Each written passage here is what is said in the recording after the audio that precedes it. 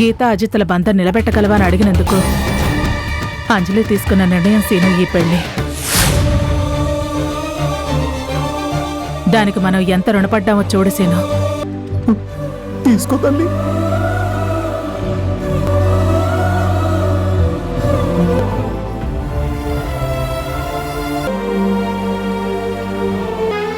చాలా సంతోషం నాన్న. బంగారం లాంటి మా నాన్న నాకుండగా నాకు బంగారం ఎందుకు చెప్పు? ఇవి చాలవా?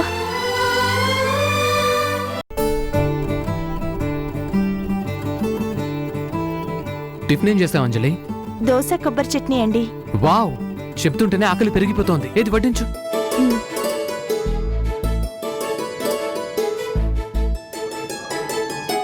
చాలు చాలు.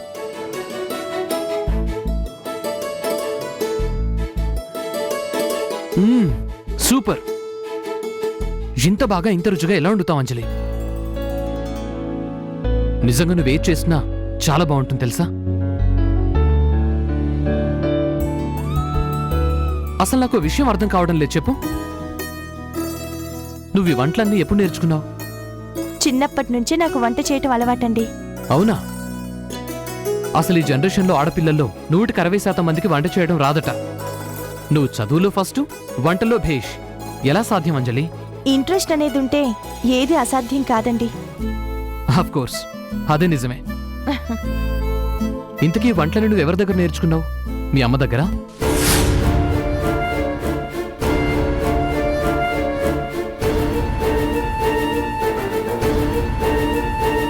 ఏంటంజలి, ఏం మాట్లాడు? నీ కుటుంబం గురించి ఎప్పుడు అడిగినా ఏమీ మాట్లాడవేంటి? ఇంతకు ముందంటే నీకు చెప్పడం ఇష్టం లేకపోవచ్చు. నేను కూడా ఎప్పుడు ఫోర్స్ చేసింది లేదు. కనీసం ఎప్పుడైనా చెప్పాలి కదా.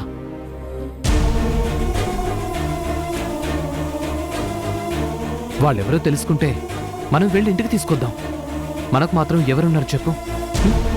ఇంట్లో పెద్దవాళ్ళు ఉంటే మనిద్దరికీ బాగుంటుంది. నీకు వాళ్ళతో కలిసున్నట్టుంటుంది. వాళ్ళకు కూడా కూతుర్ని చూసుకుంటూ ఆనందంగా ఉంటుంది. ఏమంటావు? అలాంటిదేం లేదండి. నాకంటూ ఎవరూ లేరు. నేను ఒక అనాథని.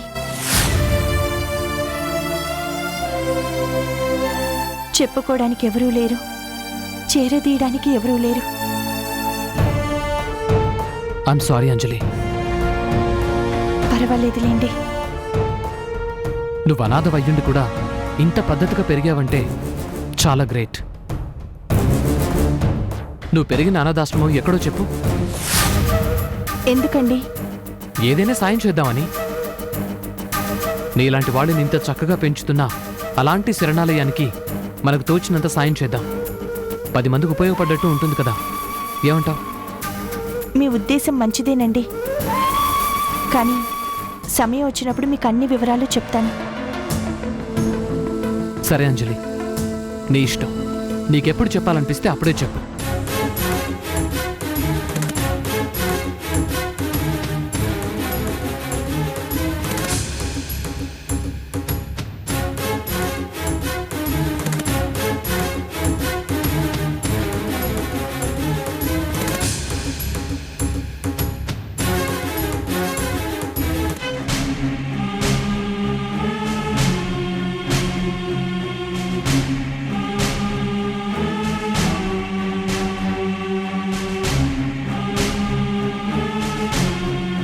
నాకు ఆఫీస్ టైం అయింది. సరే, నేను బయలుదేరుతాను. అలాగేనండి.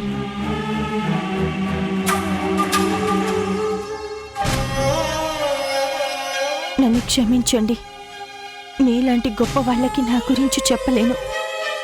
నేను ఎలాంటి పరిస్థితుల్లో ఇంటి నుంచి బయటకు వచ్చానో తెలిస్తే మీరు నన్ను అసహించుకుంటారు. అందరూ ఉన్న అనాథని కాబట్టి అనాథనని చెప్పాను. నన్ను క్షమించండి.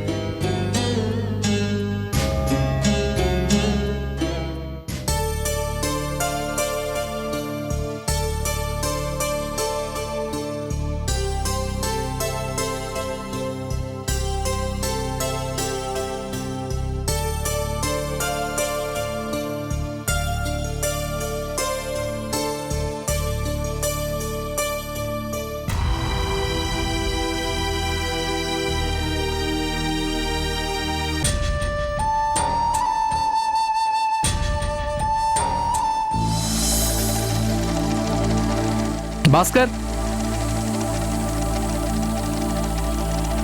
సార్ ఒకసారి అజిత్ సార్ని రమ్మని చెప్పు. సార్ అజిత్ సార్ ఆఫీస్కి వచ్చి ఈ కవర్ మీకు ఇవ్వమని చెప్పి వెళ్ళిపోయారు. కవరా?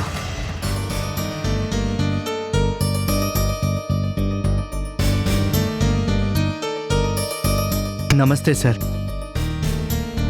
మీకు ఎదురుగా చెప్పలేక ఇలా లెటర్ పంపిస్తున్నందుకు నన్ను క్షమించండి. కొన్ని వ్యక్తిగత కారణాల వల్ల నేను ఉద్యోగం మీద కాన్సన్ట్రేట్ చేయలేకపోతున్నాను. మీరు నా మీద నమ్మకంతో నాకు ఇచ్చిన బాధ్యతల్ని నెరవేర్చలేననే భయంతో నా ఉద్యోగానికి రాజీనామా చేస్తున్నాను. రిజిగ్నేషనా? ఇంతకాలం నన్ను ఒక తమ్ముడిలా ఆదరించి అభిమానించినందుకు మీకు ఎప్పటికీ రుణపడి ఉంటాను. మీ మనసు బాధ పెట్టుంటే నన్ను క్షమించండి. ఇట్లు అజిత్.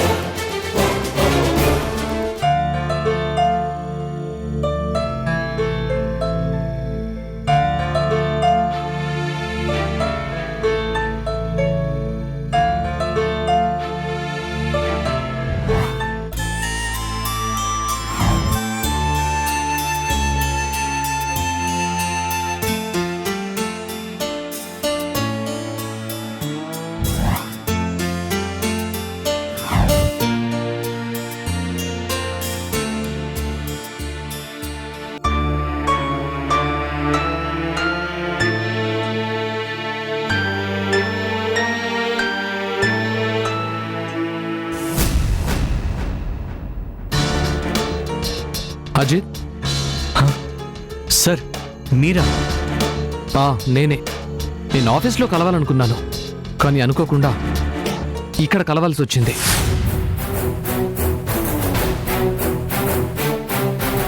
ఇక్కడేం చేస్తున్నావు అజిత్? ఇది నా గతం తాలూకు జ్ఞాపకం సార్. మనుషులు దూరం అయ్యాక మనకు మిగిలేది జ్ఞాపకాలే కదా.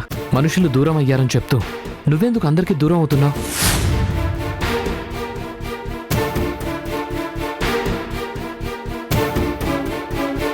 ఏంటిది?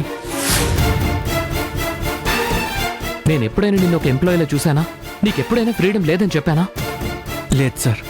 మరైతే ఎందుకు ఈ లెటర్ రాసావు? నీకు ఆఫీస్కు రావటం ఇష్టం లేదంటే రాకు. వారమో నెలనో నీ ఇష్టం. నీకు మనసు బాగున్నప్పుడే రమ్మని చెప్పాను కదా. మరి ఎందుకు ఇలాంటి పని చేస్తావు అజిత్? సార్, అలా నా ఇష్టం వచ్చినట్టు వచ్చిపోతూ మీరిచ్చిన అవకాశాన్ని నేను దుర్వినియోగం చేసుకోలేను సార్. అందుకే లెటర్ రాసి వచ్చేసాను. ఏం మాట్లాడుతున్నావు అజిత్? నేను నీకు అవకాశం ఇచ్చానా? నేను నిన్ను రిక్వెస్ట్ చేసి తీసుకొచ్చాను. అది నువ్వు గుర్తుంచుకో.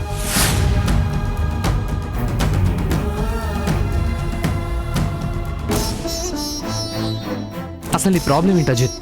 ఆ అమ్మాయిని మర్చిపోలేకపోతున్నావు. ఆ అమ్మాయి ఎవరో చెప్పమంటే చెప్పవు. పోనీ నువ్వే వెళ్ళి మాట్లాడు. మాట్లాడిన ఉపయోగం లేదు సార్. ఆ అమ్మాయికి పెళ్ళైపోయింది.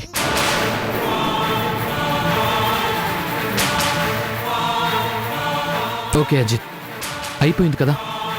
ఇలా బాధపడుతూ నీ జీవితం నాశనం చేసుకుంటే తిరిగి వస్తుందా? రాదు కదా. మరెందుకు అజిత్ అదే తలుచుకుని బాధపడతావు?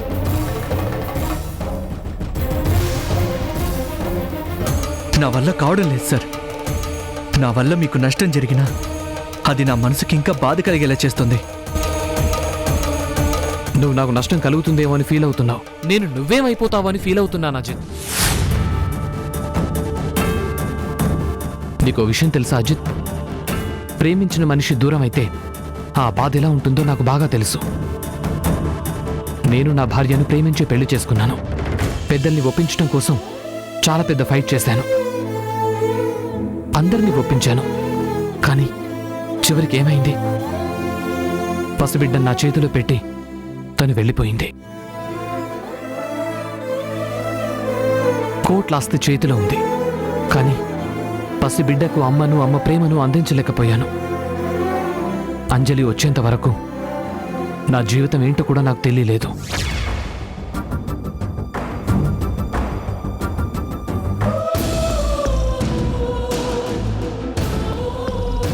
జీవితం ఎవరికి వడ్డించిన విస్తరి కాదు అజిత్.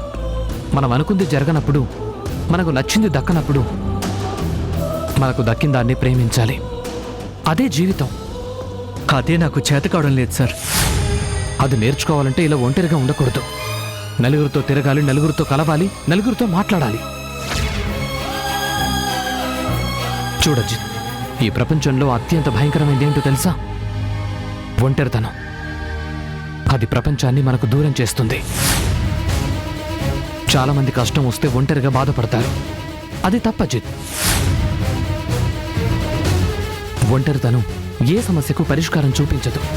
నలుగురితో కలిస్తేనే నీ మైండ్ పనిచేయటం మొదలు పెడుతుంది, పదులు పెరుగుతుంది. నా వల్ల కాదు సార్. నేను అందరిలో కలవలేను. అసలు నీకు కావాల్సిందేంటో సూటిగా చెప్పజిత్. నువ్వు చెప్పలేవు. నువ్వే కాదజిత్, నీలా ఆలోచించి ఎవరూ చెప్పలేరు. ఎందుకంటే నీ మైండ్ ఆలోచించటం అక్కడే ఆగిపోతుంది కాబట్టి. నీకేం కావాలో తెలిసి సమస్య గురించి ఎంత ఆలోచిస్తే మాత్రం సొల్యూషన్ ఎలా దొరుకుతుంది అజిత్? ఈ రిజిగ్నేషన్ నీ జాబ్కి కాదు, నీ ఒంటరితనానికని గుర్తుంచుకో.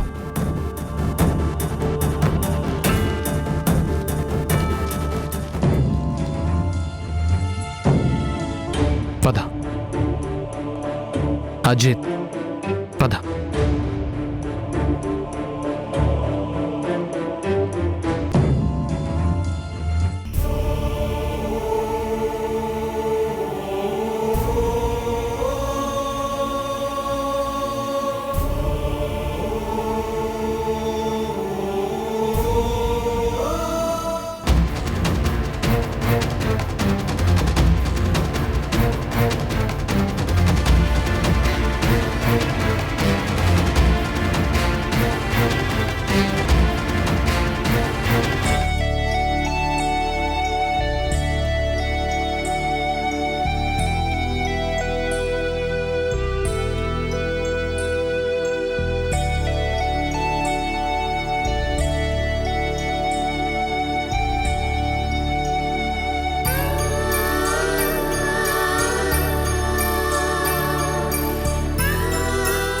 ఏమండి, కాఫీ?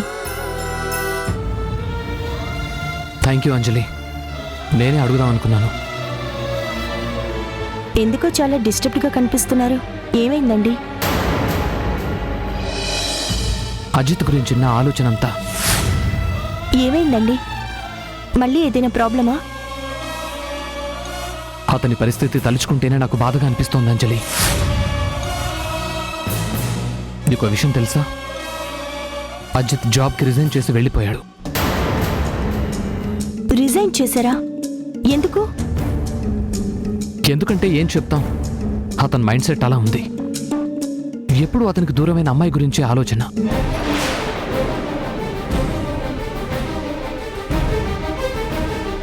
ఆ అమ్మాయి ఎవరో చెప్పమంటే చెప్పడు. పోనీ ఒకసారి ఆ అమ్మాయిని కలిసి మాట్లాడమంటే అది లేదు. నేనైనా మాట్లాడతాను చెప్పమంటే చెప్పట్లేదు. అంత అడిగినా చెప్పడం లేదంటే అందనంత దూరం వెళ్ళిపోయిందేమోనండి. అవునంజలి, ఆ అమ్మాయికి పెళ్ళైపోయిందని కూడా ఇవాళ తెలిసింది.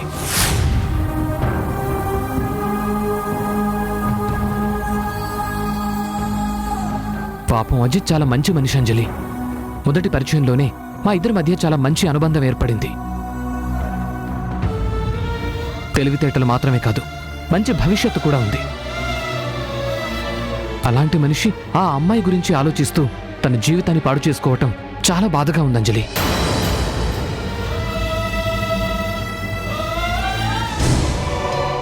నేనున్న బిజీకి నిజంగా అజితే లేకపోతే చాలా ప్రాబ్లం అయ్యేది. సడన్ గా జాబ్ మానేస్తున్నానని ఒక లెటర్ రాసి అటెండర్కి ఇచ్చి వెళ్ళిపోయాడు. మరి మీరు ఒప్పుకున్నారా? ఎందుకు ఒప్పుకుంటాను? అజిత్ని వెతుకుంటూ వెళ్ళాను. ఊరంతా తిరిగితే చివరికి ఒక చెరువు దగ్గర ఉన్నాడు.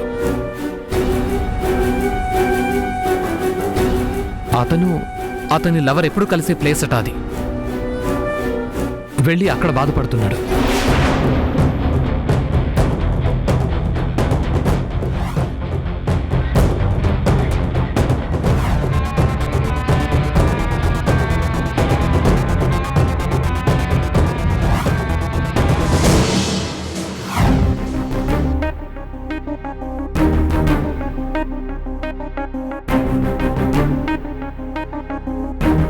ఒక మనిషి మనకు దూరమైందని తెలిసాక ఆ జ్ఞాపకాలకు దూరంగా ఉండాలి గాని ఇంకా వాటి చుట్టూనే తిరగటం ఎంతవరకు కరెక్టు? ఇటు చూస్తే అతన్ని అర్థం చేసుకోలేని భార్య, అటు చూస్తే అందనంత దూరం అయిపోయిన ప్రియురాలు. పాపం అతనేమైపోతాడో అని భయంగా ఉంది. ఇప్పటికైనా మనసు మార్చుకొని భార్యతో కాంప్రమైజ్కి వెళ్ళి ఆ విడాకుల కేసు వెనక్కి తీసుకోమని చెప్పాల్సిందండి. ఆ అమ్మాయికి పెళ్లి కూడా అయిపోయిందంటున్నాడు కదా, పెళ్ళైన అమ్మాయి గురించి ఆలోచించడం తప్పే కదా. ఆ మాత్రం కామన్ సెన్స్ లేని మనిషి కాదంజలి. అది తప్పు అన్న విషయం తనకీ తెలుసు. అతను బాధపడుతోంది ఆ అమ్మాయి విషయంలో తను చేసిన పొరపాట్ల గురించి.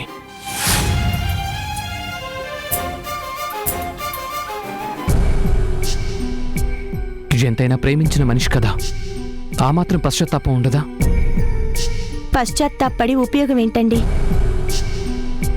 మనసు అనేది గాజు వస్తువు లాంటిది అంటారు. అది కింద పడి పగలకుండానే ఉండాలి. పగిలిన తర్వాత ఏం చేసినా ఎంత బాధపడినా ఏం ప్రయోజనం లేదు. ఆ విషయం అతను ఎంత త్వరగా అర్థం చేసుకుంటే అంత మంచిది.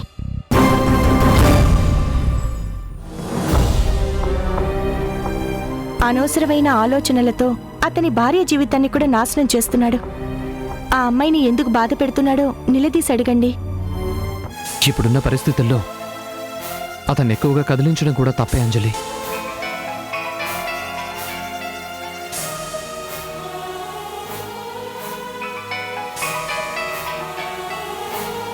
హలో, చెప్పండి sir, cosmetic company proposals ready చేశారా? అరే అవును కదా, మర్చిపోయాను. లాస్ట్ డేట్ ఎప్పుడు? రేపే సార్. రేపేనా? ఏదో పనిలో పడి మర్చిపోయానే. నేను ముందే చెప్పాను కదా సార్, చాలా ఇంపార్టెంట్ సార్ మనకు. నిజమే గాని నేను ఏదో పనిలో పడి మర్చిపోయాను. ఓకే, రేపు మన మీటింగ్ టైంకి ప్రపోజల్స్ పంపిస్తాను. ఆర్డర్స్ మనకే వస్తాయి. సార్, చాలా పోటీ ఉంది. మేజర్ కంపెనీ సార్ అది. ఓకే ఓకే, నేను చూసుకుంటాను. You don't worry.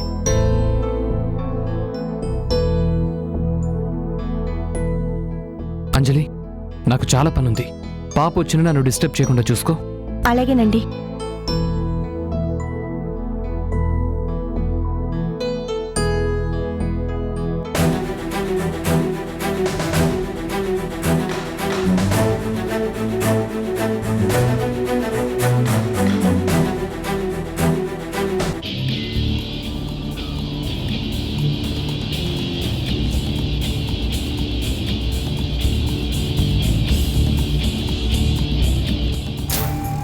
అది కాదు గీత, ఇప్పుడు ఇంత అర్జెంటుగా మీ ఇంటికి ఎందుకు తీసుకెళ్తున్నట్టు? ఎందుకేంటి? నిన్ను పరిచయం చేయడానికి. నన్నెందుకు? మన ఇద్దరి గురించి మా ఇంట్లో వాళ్ళకేవో కొన్ని డౌట్స్ ఉన్నాయి. అవి వాళ్ళకి క్లియర్ చేయాలి, అందుకు.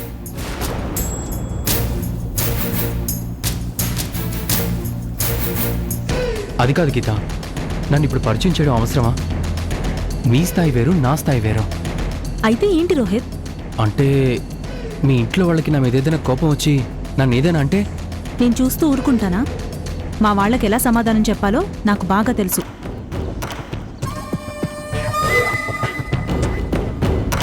సీను, అంజలికి పెళ్ళైపోయింది కాబట్టి అజిత్తో మాట్లాడి ఒప్పించడం అంత కష్టం కాకపోవచ్చు.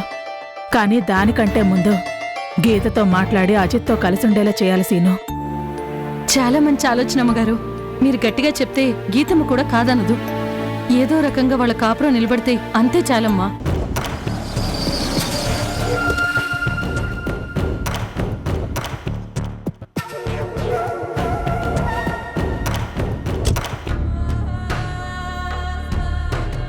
Rohit,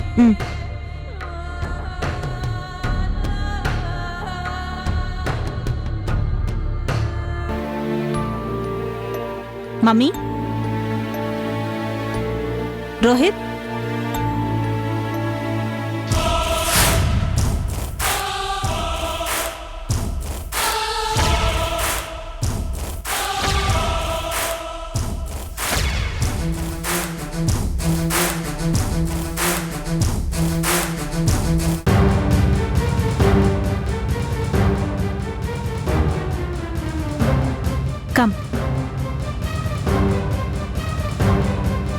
mummy he's Rohit my friend.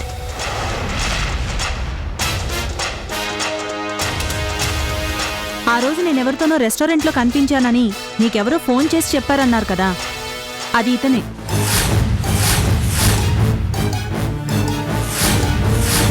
మళ్ళీ మేమిద్దరం ఎక్కడో చోట కనిపించడం, మళ్ళీ ఎవరో ఏదో చెప్పడం, మీరు నాకు క్లాస్ పీకడం, ఇదంతా ఎందుకని తననే డైరెక్ట్గా ఇంటికి తీసుకొచ్చాను. ఇతను కేవలం నా ఫ్రెండ్ మాత్రమే కాదు, నాకు కాబోయే భర్త కూడా.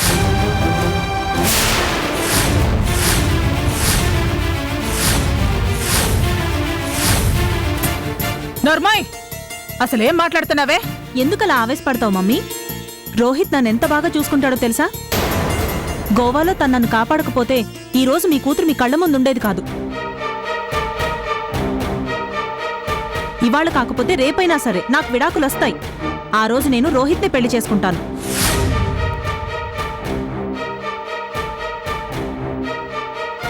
నోర్మై, ఎక్కువగా మాట్లాడితే పళ్ళు రాలగొడతాను. అసలు నువ్వు ఒక పెళ్ళైన అమ్మాయి అనే ఆలోచన ఉందా నీకు? తాళి కట్టిన భార్య పక్కనుండగా ఇదిగో దీని కూతురుతో కలిసి తిరిగాడు. అలాంటి వాణ్ణి మొగుడంటారా? ఆ అజిత్తే వచ్చి నాకు విడాకులొద్దు నువ్వే కావాలి అన్నా సరే నేను మాత్రం ఒప్పుకోను.